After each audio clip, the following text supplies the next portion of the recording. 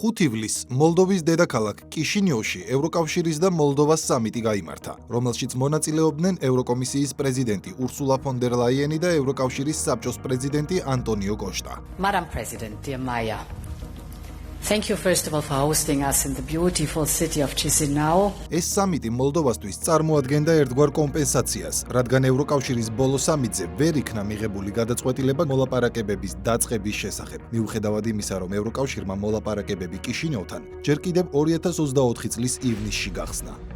Commission recommends that the Council opens accession negotiations with Ukraine and with Moldova. თუმცა მას შემდეგ მოლდოვას ევროინტეგრაციის გზაზე ხელშესახები არაფერი მომხდარა.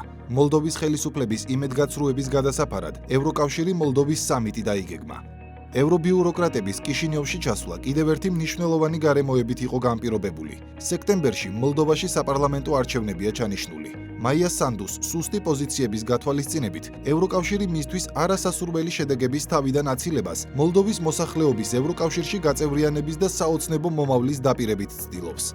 როგორც ჩანს, ევრობიუროკრატებს შეეშინდათ მოლდოვის საპრეზიდენტო არჩევნების ისტორიის გამეორების. მაშინ ევროკრატების ფავორიტმა კანდიდატმა მაია სანდუმ მოლდოვაში არჩევნები წააგო და ხმების მხოლოდ 48.8% ერგო, ხოლო მისმა კონკურენტმა ალექსანდრ სტოიანოგლომ ქვეყნის მასშტაბით 51.2% მიიღო. სანდუს ისევ ევროკავშირიდან წამოეშველნენ და საზღვარგარეთის უბნებიდან ზუსტად იმ რაოდენობის ხმები გამოუგზავნეს, რამდენიც მის გამარჯვებას სჭირდებოდა. სწორედ ასე გადაარჩინეს ევროკრატებმა სანდუ დამარცხებას. საპრეზიდენტო არჩევნებამდე რამდენიმე დღით ადრე კიშინიოვში სანდუს მხარდასაჭერად პირადად ჩავიდა ურსულა ფონ დერ ლაიენი. თუმცა ევროკომისიის პრეზიდენტის ფაქტორმა მაშინ მოლდოველების განწყობაზე დიდი გავლენა ვერ მოახდინა. სანდუ საკუთარ ქვეყანაში დამარცხდა და პრეზიდენტობა მხოლოდ რუმინეთიდან მიღებული ხმებით შეინარჩუნა. კიშინიოვში სამიტზე ჩასულებმა ურსულა ფონ დერ ლაიენმა და ანტონიო კოშტამ, როგორც მოსალოდნელი იყო მჭექარე განცხადებები გააკეთეს ევროკავშირში გაწევრიანების გზაზე მოლდოვის მხარდაჭერაზე. კომისიის შეფასება ნათელია. მოლდოვამ ევროკავშირში გაწევრიანების გზაზე შესანიშნავი პროგრესი აჩვენა. ლიდერებმა ეს ერთხმად აღიარეს გასულ კვირას ევროპის საბჭოს ფარგლებში და ნებამომეცით წავიკითხო ამ დასკვნის ერთ-ერთი პარაგრაფი. ევროპის საბჭო აღიარებს მოლდოვის რესპუბლიკის პროგრესს გაწევრიანებასთან დაკავშირებული რეფორმების განხორციელების გზაზე. მიესალმება მიღწეულ მნიშვნელოვან შედეგს და მოუწოდებს მოლდოვის რესპუბლიკასა და კომისიას გააგრძელონ გაწევრიანების პროცესისთვის მუშაობა. ევროკომისიის პრეზიდენტმა ხაზი გაუსვა 2024 წელს მოლდოვაში ჩატარებულ რეფერენდუმს, სადაც ფონ დერ ლაიენის თქმით მოლდოვის მოსახლეობამ კაფიოდ გამოხატა ევროკავშირში გაწევრიანების სურვილი. People of Moldova, მოლდოველმა ხალხმა თავის კონსტიტუციაში დაამკვიდრა ევროპული მომავალი. ეს არის ძლიერი მტკიცებულება ჩვენი და მოლდოვის ურყევი ერთგულებისა. ანტონიო, შენ ახსენე კომისიის შეფასება. საბჭოს რეკომენდაცია მართლაც მარტივად ჟღერს. მოლდოვა მზად არის გახსნას გაწევრიანების მოლაპარაკებების ძირითადი კლასტერი. სინამდვილეში 2024 წელს მოლდოვაში არა მხოლოდ სანდუ დამარცხდა, არამედ ევროკავშირი. ევროგაერთიანებაში გაწევრიანების საკითხმა მოლდოველების უმრავლესობის მხარდაჭერა ვერ მოიპოვა. რეფერენდუმის ბედი ისევ უცხოეთიდან მიღებულმა ხმებმა გადაწყვიტა, განსაკუთრებით რუმინეთში მცხოვრები მოლდოველების ხმებმა. პარადოქსია, რომ მოლდოვის ევროკავშირში გაწევრიანების გადაწყვეტილება ევროკავშირში მცხოვრებმა ორმაგი მოქალაქეობის მქონე პირებმა მიიღეს და არა თვითონ მოლდოვის მოსახლეობამ. სამიტში მონაწილე ევროკავშირის ლიდერებმა განსაკუთრებულად ხაზი გაუსვეს მაია სანდუს ხელისუფლების მიერ გატარებულ რეფორმებს და შეაქეს ქვეყნის დემოკრატიზაციისკენ გადადგმული ნაბიჯებისთვის. თუმცა, კონკრეტულად რა რეფორმებს გულისხმობდნენ, ან სად ნახეს მოლდოვაში დემოკრატია აღარ დაუკონკრეტებიათ. როგორც ჩანს, სათქმელი ბევრი არაფერი ჰქონდათ და ძირითადად იმას გაუსვეს ხაზი, რომ მოლდოველი მეხანძრეები ევროკავშირის ტერიტორიაზე ევროპელ კოლეგებს ხანძრის ჩაქრობაში ეხმარებიან. I think of how you welcomed ნამდვილად დასაფასებელია ის თუ როგორ მიიღეთ ასობით ათასი უკრაინელი ლტოლვილი, როცა თქვენ საზღვრებს მიღმა არეულობა დაიწყო, ან როგორ გაგზავნეთ თქვენი მეხანძრეები მაღალი რისკის ზონებში, გასული წლის ზაფხულში, რათა დაგხმარებოდით. last year. რა რეფორმები გაატარა მაია სანდუმ და როგორი დემოკრატიული მმართველობაა მოლდოვაში? დახურული ტელევიზიები და მედია საშუალებები, აკრძალული პარტიები, დაპატიმრებული ოპოზიციონერი პოლიტიკოსები, ემიგრანტების ხმების წყალობით მოგებული საპრეზიდენტო არჩევნები, კორუფციული სკანდალები, ტოტალური სიღარიბე, ენერგეტიკული კრიზისი. ეს მოლდოვის პრეზიდენტის მაია სანდუს მოღვაწეობის არც თუ ისე შესაშური შედეგებია. სანდუს რეჟიმი ცდილობს განსხვავებული აზრი მოლდოვაში არ ისპოდეს. ამის ფორმალური საბაბი გაცვეთილი ტერმინები, დეზინფორმაციასთან და რუსულ პროპაგანდასთან ბრძოლა ხდება. თავისუფალი და კრიტიკულად მოაზროვნე ჟურნალისტი, რომელიც სიმართლის ძიებაში გულწრფელად ასრულებს თავის მოვალეობას, ყველა მხრიდან აღმოჩნდა დემოკრატიული სახელმწიფოს მიერ შევიწროებული. ამ ქვეყანაში ხელისუფლება ევროპული ღირებულებების მხოლოდ დეკლარირებით არის დაკავებული. ვენეციის კომისიამ პირდაპირ აღნიშნა, რომ მედია სფეროში მოლდოვის ხელისუფლების ძალისხმევა ყველა მედია საშუალება დაიქვემდებაროს საფრთხეს წარმოადგენს გამოხატვის თავისუფლებისა და პლურალიზმის კუთხით. მოლდოვის თავისუფალი მედიის ასოციაციის კვლევის თანახმად, ქვეყანაში ნამდვილად საგანგაშო მდგომარეობაა. 2024 წელს მოლდოვაში ჩატარებულმა კვლევის ანალიზმა აჩვენა, რომ პროფესიონალი და სამოქალაქო მედიის მუშაკებისა და ტრადიციული და ონლაინ გამოცემების რედაქციების წინააღმდეგ თავდასხმის და მუქარის 66 შემთხვევა დაფიქსირდა.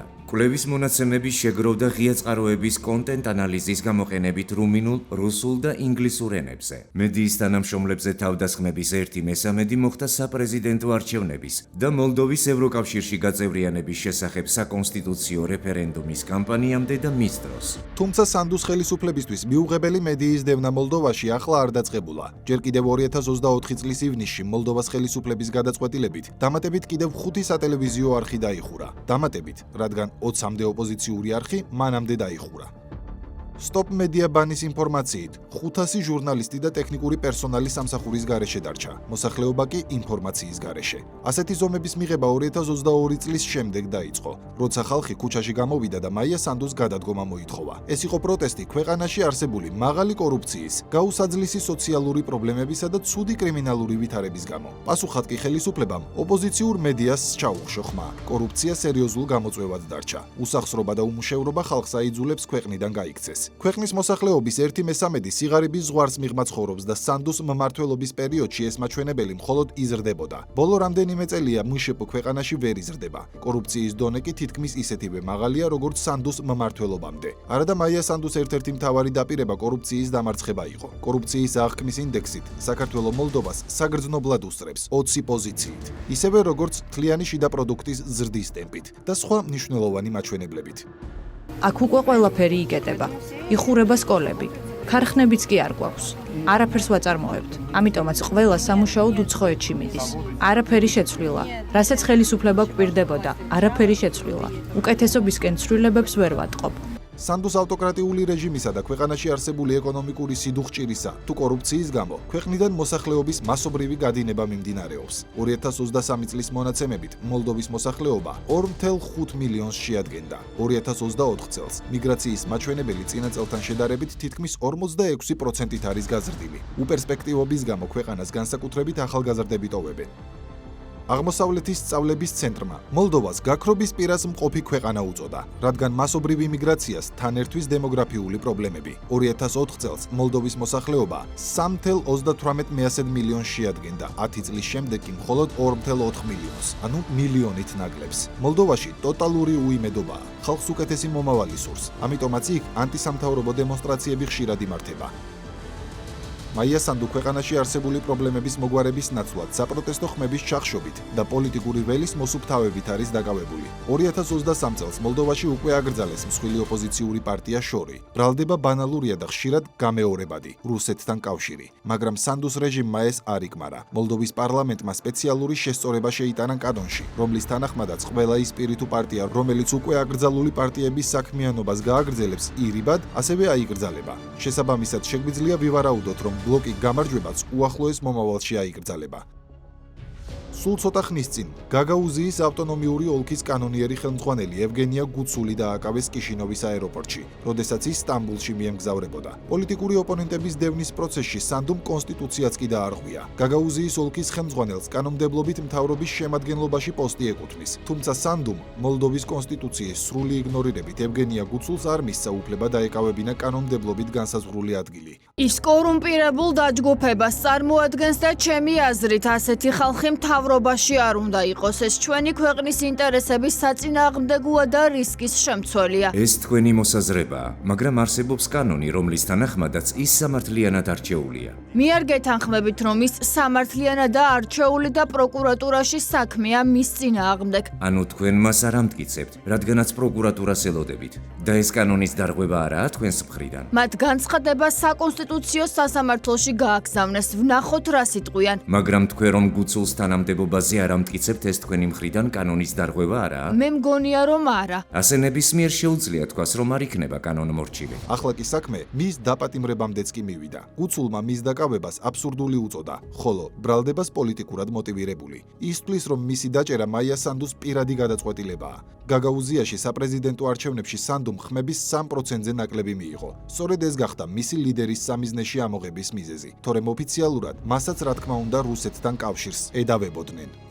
გაგაუზიის ავტონომიური ოლქის ხელმძღვანელისა და სანდუს ოპონენტის პოლიტიკური ველიდან მოშორების მცდელობას მოლდოვაში მოახლოებულ საპარლამენტო არჩევნებს უკავშირებენ. სწორედ ასეთ ვითარებაში ჩადიან ევროკავშირის ლიდერები კიშინევში მაია სანდუს მხარდასაჭერად და სანდუს მიერ გატარებულ ეგრეთ წოდებულ რეფორმებს და მოლდოვურ დემოკრატიას მაღალ შეფასებას აძლევენ. ეს რა თქმა უნდა ევროკრატების ცინიზმისა და ორმაგი სტანდარტის კლასიკური გამოხატულებაა. ერთადერთი, რის გამოც სანდუ მხარდაჭერას იღებს, არის მისი სრული მორჩილება დიპ სტეიტის მიერ მართული ევროკავშირიდან მომდინარე კიშინევში მყოფმა ურსულა ფონ დერ ლაიენმა სხვა უამრავი დაპირების პარალელურად მოლდოველებს მათი იდენტობის შენარჩუნების გარანტია მისცა. The European Union will protect Moldova's freedom, democracy, identity. იდენტობის შენარჩუნებაში ალბათ ევროკომისიის პრეზიდენტი მოლდოვაში LGBT პროპაგანდის კიდევ უფრო გავრცელებას გულისხმობდა. სულ ცოტა ხნის წინ სანდუმ ევროკავშირის საამებლად კიშინოვის მერიის მძაფრი წინააღმდეგობის მიუხედავად მაინც უზრუნველყო გეი პრაიდის ჩატარება, რისთვისაც ტრადიციული ღირებულებების დამცველებისა და ეკლესიის მსახურების წინააღმდეგ საპოლიციო ძალები გამოიყვანა.